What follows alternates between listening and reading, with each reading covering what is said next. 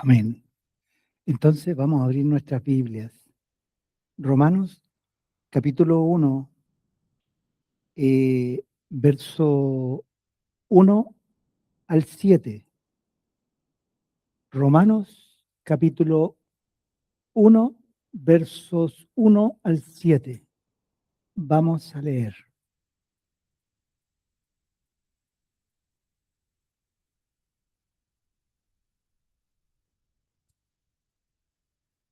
¿Todos lo tenemos?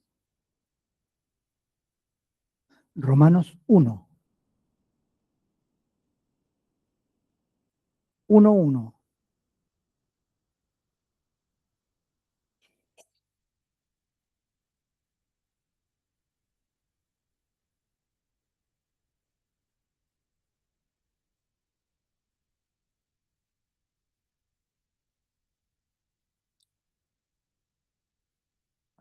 Amén.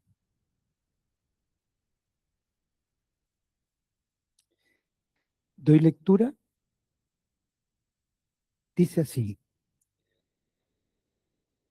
Pablo, esclavo de Cristo Jesús, llamado a ser un apóstol, apartado para el Evangelio de Dios, el cual se prometió de antemano por medio de sus profetas en las Sagradas Escrituras, acerca de su Hijo, de la simiente de David, según la carne, declarado Hijo de Dios con poder, conforme al Espíritu de Santidad, por la resurrección de los muertos, nuestro Señor Jesucristo, por medio del cual recibimos la gracia y el apostolado para obediencia de la fe entre todos los gentiles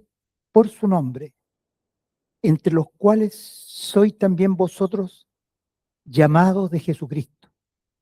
A todos los que estáis en Roma, amados de Dios, llamados santos, gracia y paz a vosotros de parte de Dios nuestro Padre y del Señor Jesucristo. Amén. Vamos a leer hasta ahí y les pido que me acompañen para orar. Padre, te damos gracias porque en esta mañana la iglesia se reúne para manifestar su obediencia a la fe, de reunirse en torno a la persona del Hijo de Dios. Bendito seas, Padre, que con tu presencia, la de tu Espíritu y la de tu Hijo, Señor, coronan nuestra reunión. Te bendecimos, Señor, y te rogamos por este momento para que tú nos hables en este día. Manifiesta, Señor, el nombre de tu Hijo para que tu Hijo, a través de la iglesia, también te manifieste a ti, Padre. En tus manos encomendamos a todo oído. En el nombre del Señor Jesús. Amén y amén.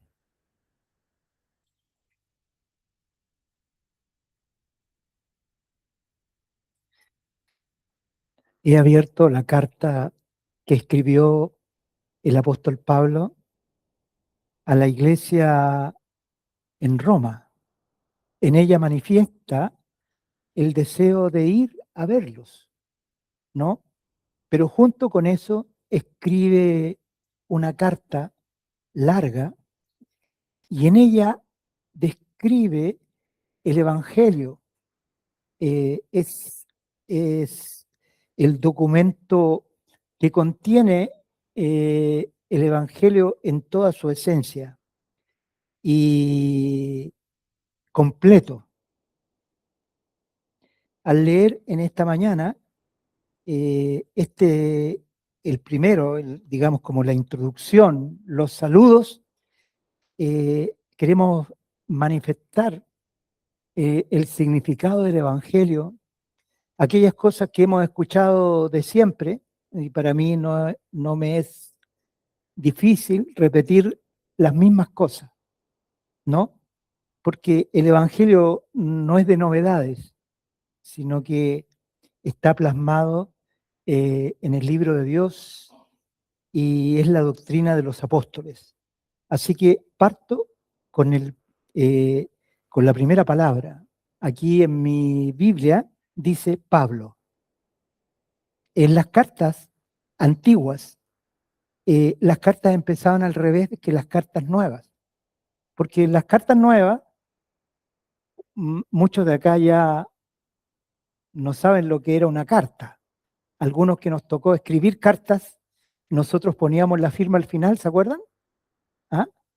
Era al final, pero antes, cuando se escribían cartas, lo primero que se escribía era quién escribía la carta. ¿Mm? Y aquí dice, ¿quién le escribió esta carta? Pablo. Y yo quiero decir que, hermano, valioso es esto, de que después que esta carta ha sido escrita 2000 años atrás, hoy día nosotros podamos leerla después de 2000 años, cómo el Señor, cómo Dios preservó los escritos de los apóstoles. Hermanos, a través de muchas batallas en las cuales Dios quiso destruir estas cartas, quiso destruir estos documentos. Y muchos de estos documentos, los que preservaron estos documentos, lo pagaron con su vida, ¿no? Hubieron muchos mártires que por conservar la escritura murieron. Así que, qué valiosa es la escritura, qué valiosa es la palabra de Dios. ¿Mm? Así que vale la pena tener la Biblia en su casa, abierta en el Salmo 91 y dejarla ahí, se pone amarilla, ¿no? El valor es que nosotros nos alimentemos de la palabra. El Evangelio, hermanos, quiero decirlo, que el Señor Jesucristo no escribió ningún libro. Él no escribió nada. Jesús no escribió nada. Jesús habló.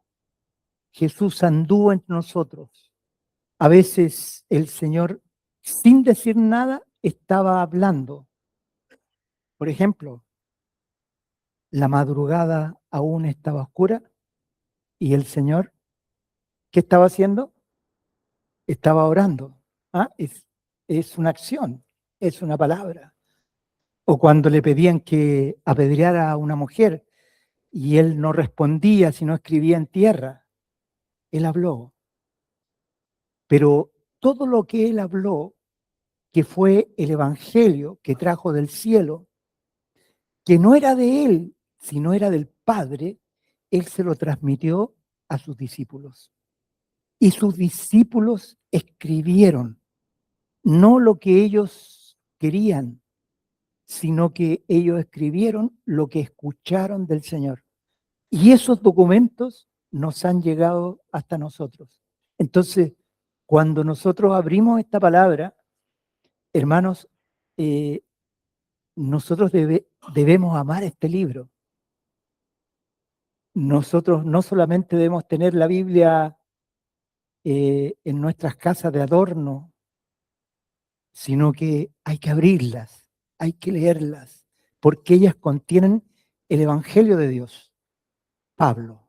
¿Quién era Pablo? Pablo era aquel que antes se llamaba Saulo y era un estudiante de las Escrituras. Además era una persona que tenía mucho talento, era muy inteligente y estaba estudiando a los pies del más grande profesor de ese tiempo, el maestro Gamaliel, ¿no? O sea, era de alto vuelo y él estaba estudiando como Esdras. ¿Qué estudiaba el Esdras? La ley de Dios, ¿no es cierto? Era erudito en los primeros 5 libros de la Biblia. Pablo era un erudito bíblico y estando él en esa condición de erudito, el Señor le sale al camino cuando él piensa que es su deber terminar con la secta cristiana, que le parecía que era una herejía y por lo tanto los persiguió y tomó cartas de los principales que les pareció que había, que no solamente participaron en la muerte del Señor, sino también en la persecución de los cristianos, y Saulo fue el principal perseguidor. Y en esta persecución, cuando él va de Jerusalén a Damasco, ¿no es cierto?, que es la capital de Siria, entonces se le aparece el Señor y le dice: Pablo, Saulo, ¿por qué me persigues? Y le dice: dura cosa te es dar coces contra el aguijón. O sea, quiere decirle, si tú pateas unas puntas afiladas, el que, digamos, las puntas afiladas no son las que van a sufrir, sino tus pies. Y él le dice: dura cosa. Y el Señor le dice: Saulo, ¿por qué me persigues? Mira lo que le dice Saulo: Saulo, ¿por qué me persigues? Él no dice: ¿por qué estás persiguiendo a mis discípulos, a mis seguidores? Él dice: Saulo, ¿por qué me persigues? Eh, Perseguir a los hijos de Dios es como perseguir al Señor. Ese día, Saulo termina preguntándole al Señor: Señor, ¿qué quieres que haga? Y ese día él, después de 3 días sin comer ni beber, él es sanado porque queda ciego y es mandado por los apóstoles a estar cerca de 14 años en su pueblo natal. Pablo era de Tarso, ¿no? Y cambia su nombre. El Señor le cambia el nombre a Saulo. Ustedes recuerdan que Saulo viene de Saúl, ¿m?, el rey de Israel. Ese era el nombre de Pablo. Pero él se pone Pablo, que significa el más pequeño. Mire lo que significa Pablo: el más pequeño. Y antes era el más grande. Cuando perseguía a los cristianos, él quería tener un lugar entre los grandes de Israel, entre los eruditos, entre los maestros, entre los rabí judíos, pero ahora era el más pequeño. Este es el que escribe y se describe a sí mismo como esclavo de Cristo Jesús. Miren cómo se describe: esclavo de Cristo Jesús. En las otras versiones dice siervo, pero la verdad que siervo es como una palabra que en nuestro entendimiento es un poco más suave, pero la palabra esclavo es la que realmente define cuál es la posición de Pablo en relación al Señor Jesucristo. Era un esclavo. ¿Qué significa? Que él vivía para su Señor, ¿no? Que él vivía para Cristo. Esa era la esencia de su vida, servir al Señor. Llamado a ser un apóstol. ¿Ah? La palabra apóstol significa enviado, llamado a ser un enviado. ¿Por quién? Por su amo. ¿Cómo se llama su amo? Jesucristo. Apartado para el Evangelio de Dios. O sea, es apartado, es enviado con una misión. La misión que él tiene es el Evangelio de Dios. Y sigue diciendo: el cual se prometió de antemano por medio de sus profetas en las sagradas escrituras. Nosotros hemos hablado del Nuevo Testamento, de la revelación que Dios le dio a los apóstoles que escribieron el Nuevo Testamento, pero aquí une el Antiguo Testamento con el Nuevo y dice que los profetas anunciaron de antemano la promesa de que un día el Evangelio iba a ser proclamado en todas las escrituras, en todos los profetas, está anunciado el Evangelio. Cuando usted lee cualquier profeta o cualquier texto bíblico, usted tiene que saber que está hablando del Evangelio de Dios.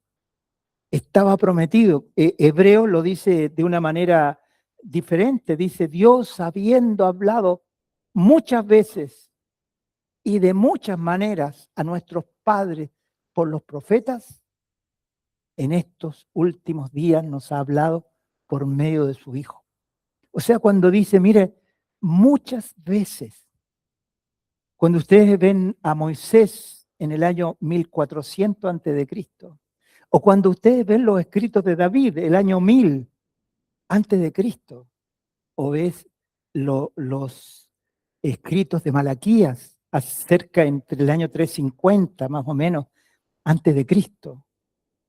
Miren la cantidad de años. Muchas veces a través de la historia, Dios habló a través de los profetas y su tema era el Evangelio.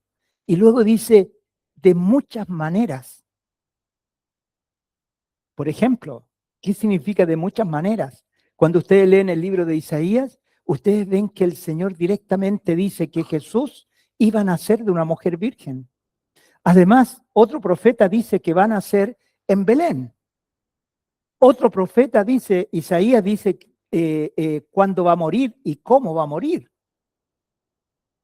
¿No? O sea, cuando ustedes leen, hermanos, a los profetas, directamente están hablando del Evangelio.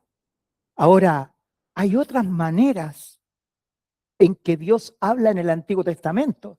Por ejemplo, si ustedes leen el libro de Esdras, Nehemías, Daniel, entonces ustedes están viendo la figura del Evangelio, la reconstrucción del templo, el ministerio de Esdras, el ministerio de Nehemías, donde el Señor nos habla de otra manera, no directamente, sino a través de los acontecimientos que le suceden a Esdras, a Nehemías, los acontecimientos de la vuelta de los judíos del cautiverio babilónico. ¿Ah? Cómo está hablando siempre del Evangelio. Ese es el Evangelio prometido por Dios en la Santa Escritura y tiene hermanos, su desarrollo cuando el Hijo de Dios desde el cielo trae el mensaje a los hombres, haciéndose hombre, naciendo en Belén, y luego a los 30 años empezó a predicar la buena nueva, el Evangelio.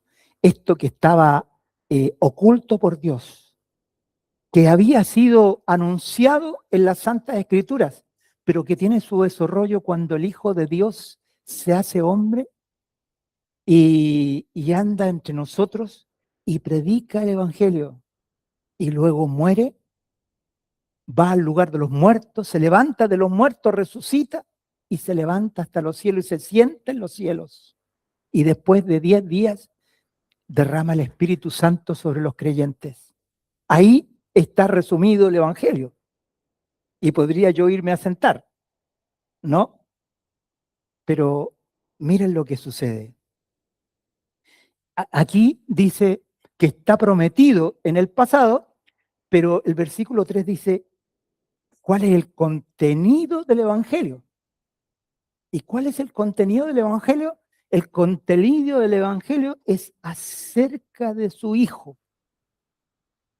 O sea, la buena noticia es el Hijo de Dios. Esa es la buena noticia. Jesucristo es la buena. El contenido central del Evangelio es Jesucristo. Y luego dice que este Jesús era de la simiente de David, según la carne. O sea, el Señor Jesús tenía una descendencia humana. Él nació de María Virgen con la intervención del Espíritu Santo que sembró la semilla,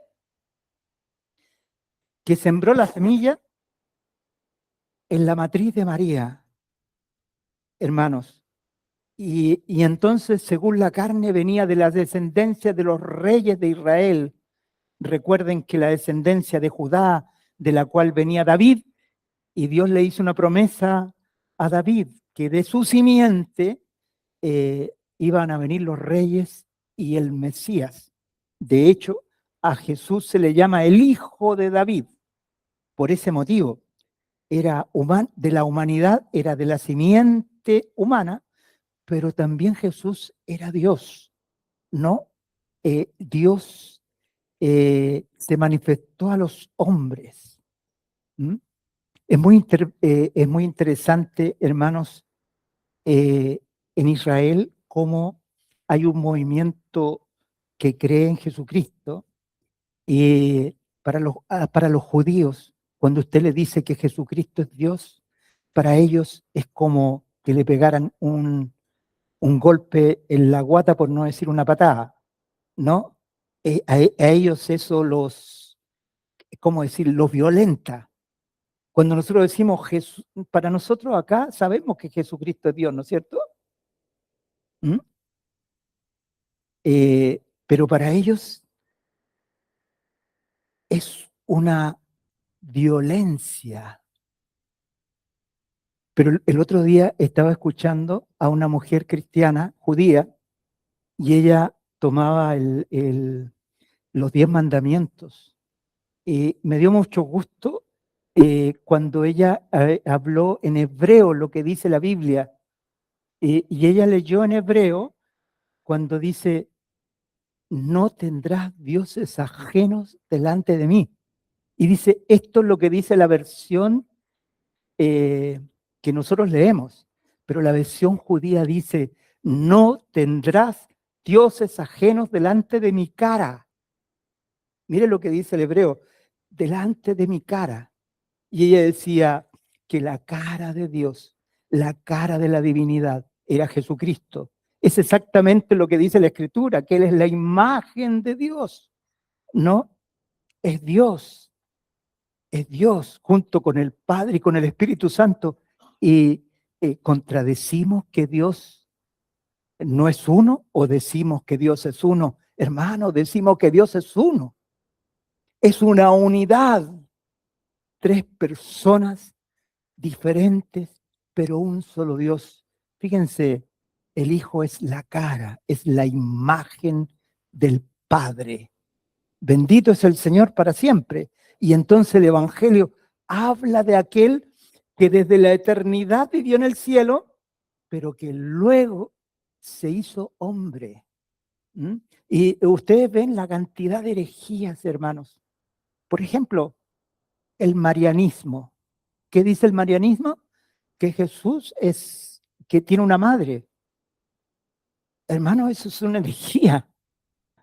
Dios no puede tener madre, pero sí María fue la madre del verdadero hombre, de Jesús, que nació en Belén. Jesús era hijo de María, que concibió por el Espíritu Santo, era de la mujer, de la carne de Jesús. Eso el creyente tiene que tenerlo muy claro, ¿no? Pero decir que María, que Jesús divino tiene madre, es una herejía. ¿Se dan cuenta? Gloria al Señor. Estamos viendo el Evangelio, estamos viendo a Jesucristo. Dice, según la carne, declarado Hijo de Dios con poder. Fíjense, dice, declarado Hijo de Dios con poder,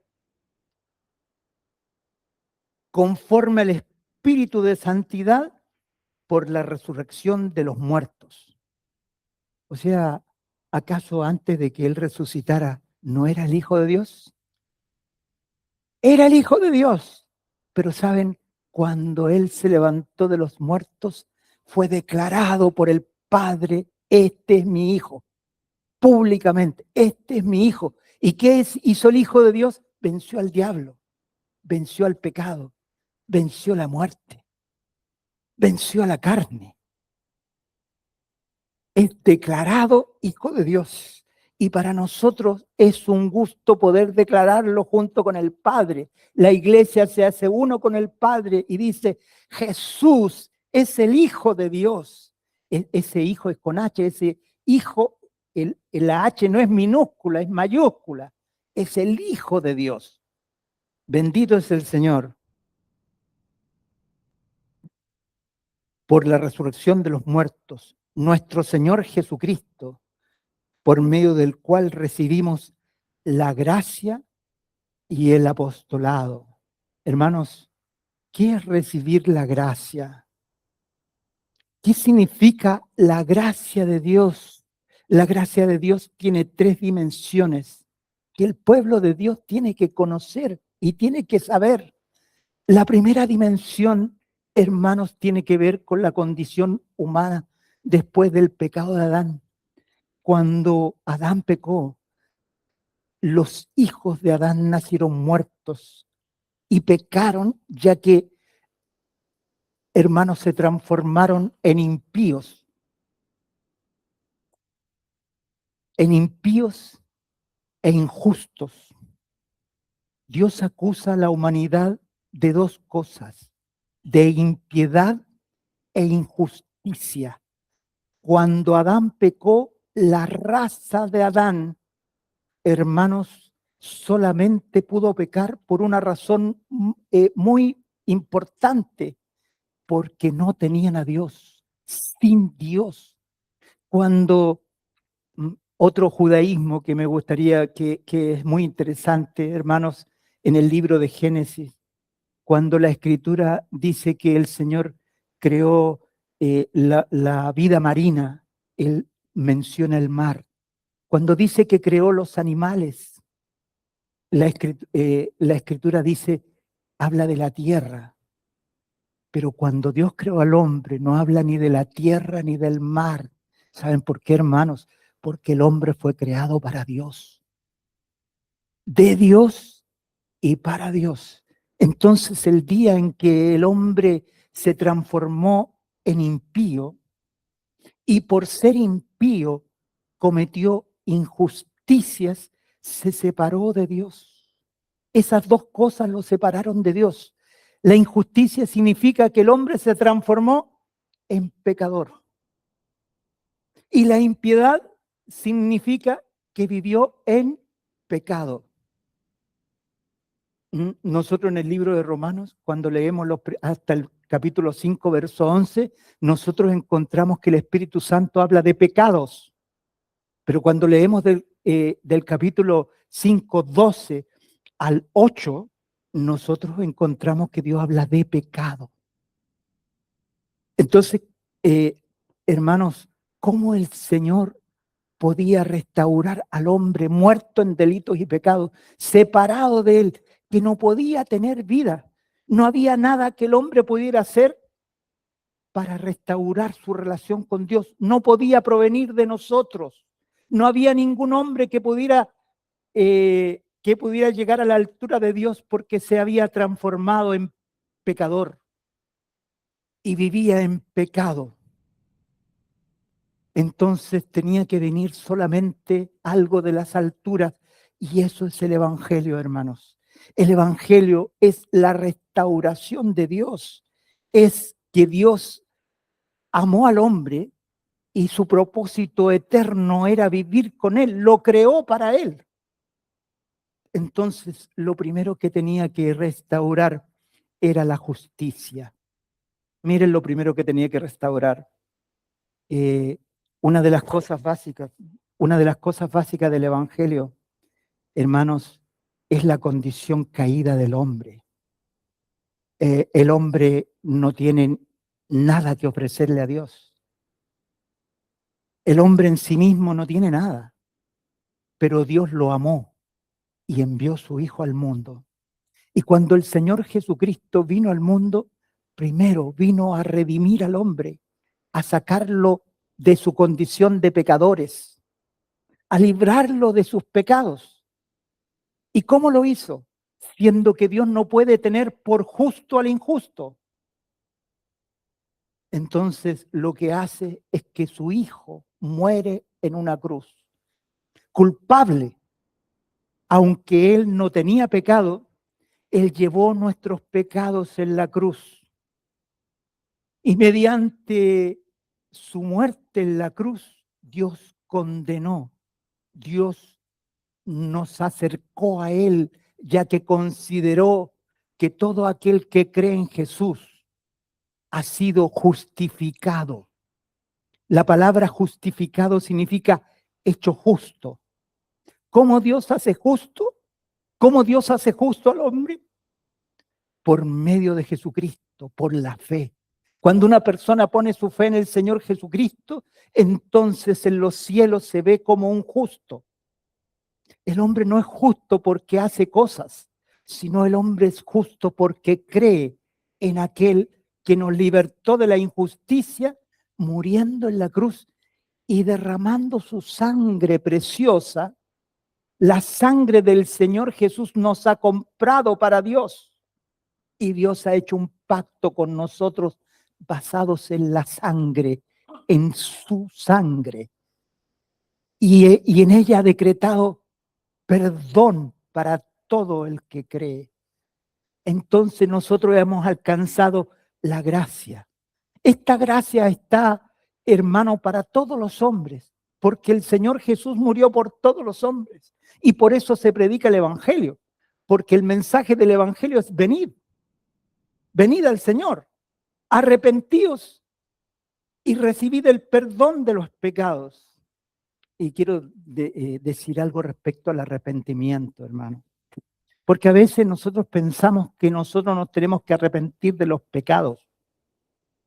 Y muchas veces uno escucha a los predicadores hablar de los pecados en vez de hablar de lo que es el verdadero arrepentimiento. El verdadero arrepentimiento, hermano, es volverse a Jesucristo. El llamado de Dios al pecador es decirle: tú has caminado por tus propios caminos y tu vida está llena de injusticia o de pecados, pero hoy día arrepiéntete para mirar a tu Salvador. Ese es el mensaje del Evangelio, porque ya todos saben cuán pecador es el hombre y cuán capaz es de hacer cualquier cosa. Pero el Evangelio dice que el Señor Jesús murió en esa cruz, pagando lo que tú debías haber pagado, y nos ofrece perdón de los pecados. Hermanos, y el perdón tiene un objetivo para el segundo objetivo de Dios. El primero ha logrado que tengamos paz para con Dios. Tenemos paz para con Dios. ¿Por medio de qué? De nuestro Señor Jesucristo, de su sangre vertida en la cruz. Nuestra paz no está basada en cómo tú te sientes hoy, o si hiciste algo o no hiciste nada, sino nuestra paz está basada en una obra completa, en su sangre preciosa derramada en la cruz, por la cual Dios te ha hecho, te ha perdonado y te ha declarado a ti también que eres un hijo, una hija de Dios. Ese es el primer aspecto del Evangelio, el perdón de pecados. Ahora, hermanos, el segundo aspecto no podía venir si primero no venía el perdón, la limpieza. Hemos sido lavados por la sangre de Jesús.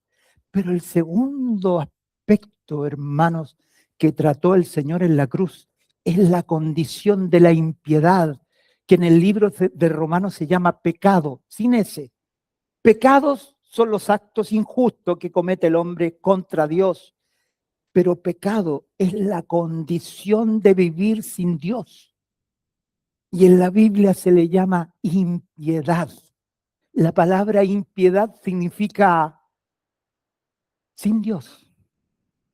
Así como la palabra piedad significa con Dios. Le estoy enseñando esa palabra, no la conoce el hermano Juan Carlos. Pero es sinónimo, ¿eh? Claro, imagínate. La esposa del hermano se llama Pía, entonces, y viene de la palabra piedad. Hermanos, cuando el hombre salió del Edén, entonces fue un impío. Fue impío. Y eso se le llama pecado. El más gran pecado de la humanidad es vivir sin Dios. Cuando usted escucha a una persona que dice: no, yo hago obras sociales, le llevo una ayuda a las carmelitas descalzas, hago esto, hago lo otro, esa es una religión que no sirve para nada. Hermanos, no sirve absolutamente nada porque el hombre está lleno de pecado. O sea, no hay nada que el hombre pueda hacer para restablecer, para ser piadoso. ¿Qué es lo que hace a un creyente piadoso, hermanos? Que tiene que ser libertado del pecado. Nosotros tenemos que ser libertados del pecado. Entonces, cuando usted lee el libro de Romanos, usted encuentra cuál es el secreto para ser libre del pecado. El misterio del Evangelio para ser libre del pecado. Y a veces muchos cristianos luchan toda su vida para ser piadosos y y estando luchando seriamente y haciendo cosas y sacrificios para ser piadoso,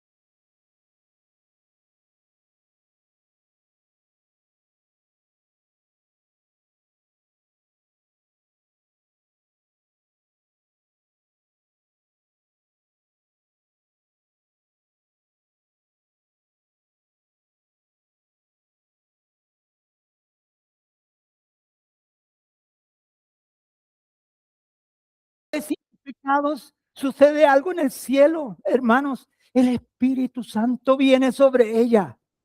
El Espíritu de Dios viene sobre ella. ¿Cuántos aquí tienen el Espíritu Santo?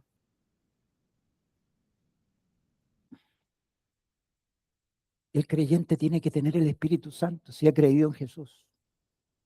Si verdaderamente ha levantado sus ojos, arrepentido para vivir, para ver que su vida no lo ha tenido y ahora lo ve por la fe, entonces sus pecados han sido perdonados y el Espíritu Santo viene a vivir a tu corazón. Como cantaba mi hermano, un hermano acá que vino a cantar un cántico que dice, Él vino a mi corazón, Él vino a mi corazón. ¿Qué más sigue? Soy feliz con la vida que Cristo me dio cuando Cristo vino a mi corazón. Entonces quiero que se den cuenta, hermanos, que el impío no tiene comunión con Dios. Y como Dios ha libertado a su pueblo del pecado. Dios ha libertado a su pueblo del pecado porque el Espíritu de Dios vino a nuestro corazón. Él vino a mi vida. Yo tengo a Cristo. Se ha terminado la impiedad. ¿Se fijan cómo se termina la impiedad? Lo que termina la impiedad es la piedad. Es lo que trae el Espíritu Santo. El Espíritu Santo vive en mí. Él me ha libertado del pecado. Entonces usted dirá, ¿cómo tengo tantos problemas en mi vida? O canta con ese que dice, oh Señor, procuro en vano mi conducta reformar, pues ningún poder humano santidad me pudo dar. Es mi vida de pecado, diaria ofensa para ti. Muchas veces vivimos esa realidad, ¿saben por qué, hermanos? Porque no hemos visto que la manera que Dios tuvo de libertarnos del pecado por su gracia es que puso a Dios. Si yo ahora tengo a Dios en mi corazón, ¿cómo puedo seguir siendo llamado impío? Si impío significa sin Dios y Dios ha venido a mi corazón, Él vive en mí, Él vive en ti. Y entonces usted va a escuchar lo que dice el apóstol Pablo a los Gálatas.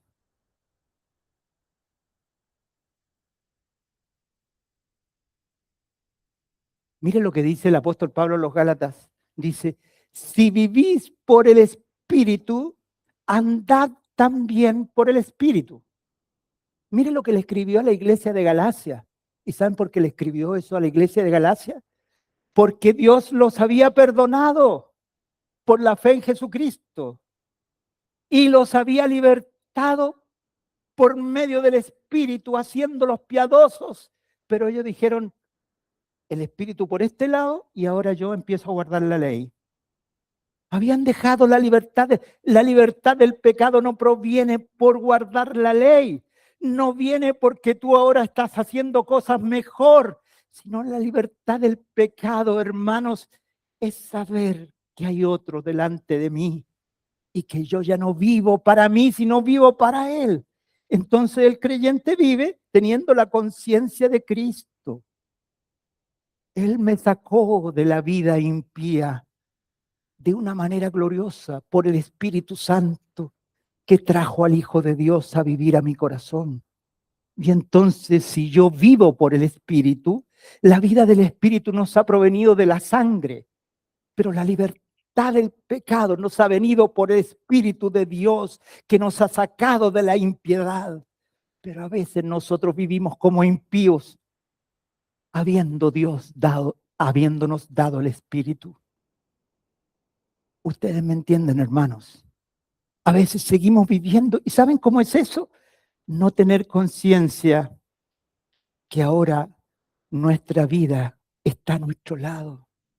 Por ejemplo, el apóstol Pablo se hace una pregunta, dice, ¿perseveraremos en el pecado para que la gracia abunde? Y dice, de ninguna manera, porque los que hemos muerto al pecado, ¿cómo viviremos aún en él? ¿Cómo hemos muerto al pecado? Hermanos, hemos muerto al pecado por la fe que cuando Cristo murió, nosotros también morimos. Pero Dios nos ha dado una vida y esa vida está en mí y en ti, que es Jesucristo, a quien estamos siguiendo. La vida cristiana es confiar, depender. Él me hizo libre del pecado. Él me hizo libre porque me dio su espíritu y su espíritu me sacó de la impiedad. Y si me sacó de la impiedad del mandato de Dios, es que ahora yo tengo a Cristo a mi lado. Y si tengo a Cristo en mi vida, entonces ya yo no hago lo que yo quiero, sino que sigo a Jesús. Nosotros somos llamados a seguir a Jesús. ¿A quién estamos siguiendo? A Jesús. Y cuando nosotros estamos siguiendo a Jesús, ¿saben? Cuando uno vive su propia vida, entonces el oído espiritual está cerrado, nuestros oídos se cierran para saber que Él está. Y no lo consideramos. No consideramos su palabra, no consideramos lo que Él nos habla al oído, no consideramos su voluntad, aunque Jesús está. ¿Se fijan? Pero cuando nosotros abrimos nuestro oído a la fe y vemos que nos ha libertado por el Espíritu, entonces nosotros empezamos a obedecer al Espíritu y empezamos a seguir a Jesús. Cada creyente, cada uno de ustedes están siendo llamados a seguir a Jesucristo. ¿Y cómo? En ustedes. Y alimentándonos con la palabra de Dios. ¿Qué es la palabra de Dios? Hermano, la palabra, cuando uno mira a Jesús, Jesús está basado en la palabra. La palabra nos habla de aquel que está en nosotros y nosotros en él. ¿Tú crees que tus pecados han sido perdonados? Entonces ahora hago la segunda pregunta. ¿Tú crees que has sido libertado del pecado? ¿Se fijan que creer que Él me ha libertado del pecado no es mirarme a mí mismo, sino que es mirar a Dios que me ha libertado porque me ha dado el Espíritu de Cristo y me ha sacado de la impiedad? Impiedad es sinónimo de pecado. O sea, vivir en pecado significa vivir sin Dios, ser impío. ¿Cómo te sacó Dios de ser impío? Viniendo su Hijo a vivir a tu corazón. Él vino a mi corazón. Jesús vino a mi corazón, me sacó de la impiedad y ahora me dice, vive por el Espíritu. Considera, cree que Él vive en ti, créelo. Camina, camina no solo. Jesús es el divino compañero del camino. Eso es el Evangelio. El Evangelio es Cristo, hermanos, perdonándonos. El Evangelio es Cristo caminando con nosotros. Y el Evangelio es Cristo cuando la iglesia está siguiendo a uno solo. Cuando la iglesia tiene puestos los ojos en Jesús, hay unanimidad. Cuando la iglesia no está siguiendo a Jesús, hay 100 opiniones. Debiera ser así, debiera ser acá, debiera ser allá. Pero cuando estamos mirando a Jesús, el Señor nos pone unanimidad, porque ese, mire, primer aspecto de la gracia de Dios, Él perdonó nuestros pecados. Segundo aspecto de la gracia de Dios, Él nos libertó del pecado, poniendo a su Hijo en nuestro corazón. Y tercer aspecto del Evangelio, hermanos, es la vida de la iglesia bajo el gobierno de Dios. O sea, si tú y yo andamos por el Espíritu, si tú y yo andamos como piadosos, entonces la comunión entre nosotros es perfecta y el Señor Jesucristo reina sobre su pueblo. Las murallas son levantadas. Las doctrinas es tan importante, hermanos, a lo que nosotros creemos. Si tus pecados han sido perdonados, si has sido libertado del pecado y si ahora vives en comunión para que el reino de Dios se haga realidad en esta tierra. Vienen las batallas. Satanás se tira contra el pueblo de Dios cuando Jesucristo empieza a gobernar su casa. Cuando Nehemías levantó las murallas caídas representan aquella doctrina de Dios que ya no es práctica en la vida de un creyente, que solamente queda como un concepto mental, pero que ahora tiene que ser renovado por el Espíritu. El Señor renueve, hermano, nuestra fe en la sangre de Jesús para saber que hemos sido perdonados, que el amor de Dios no ha menguado. ¿Cuántos años que tú sirves al Señor? El Señor debe estar decepcionado de mí. Pero qué precioso es cantar con los santos. Su amor no ha menguado y me ama a mí. El amor del Señor no mengua. Qué precioso son las líneas del Evangelio que me dicen que me libertó del pecado, viniendo mi Salvador a vivir a mi corazón. Tengo un poderoso Salvador que no solamente me salvó, sino que también vive en mí. Y lo que vivo en la carne, lo vivo en la fe del Hijo de Dios. Cuando digo en la fe del Hijo de Dios, hermano, no es un concepto, sino que es una realidad. camino con Cristo, me levanto en la mañana. Y esto no es algo que viene de tu imaginación, no es algo que tú tienes que forzar, es algo que Dios hizo. ¿Cómo te sacó de la impiedad? Algunos piensan que sacarlo de la impiedad significa el esfuerzo humano por conseguir cosas espirituales. Hermano, aunque tú vivas 1.000.000 de años, eso no lo puedes hacer, lo ha hecho Dios. Y Dios te llama a caminar confiadamente, sin peso, confiando en el Señor. Él está, tú estás. Y por lo tanto, si Él está, perseveraremos siendo impíos, siendo que tenemos a Dios, siendo que somos piadosos. Entonces tenemos que considerar a Cristo y luego como cuerpo, como iglesia, no estaremos bajo el señorío de Cristo. No consideraremos todas las responsabilidades que tenemos como siervos del Señor Jesucristo para tener un propósito de servicio en medio nuestro. No consideraremos aquel de quien habla Pablo y dice, Pablo, esclavo de Jesucristo, apartado para el Evangelio de Dios. ¿Y qué dirá de nosotros?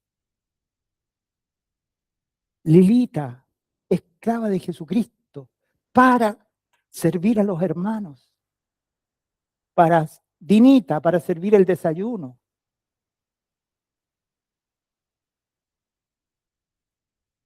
Alejandro, para ser fiel al Señor y servirle los domingos.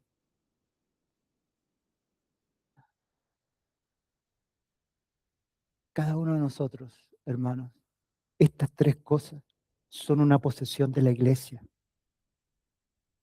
Y si no están, hay que levantar las murallas y las puertas para servir a Dios, para servir al Señor con todo.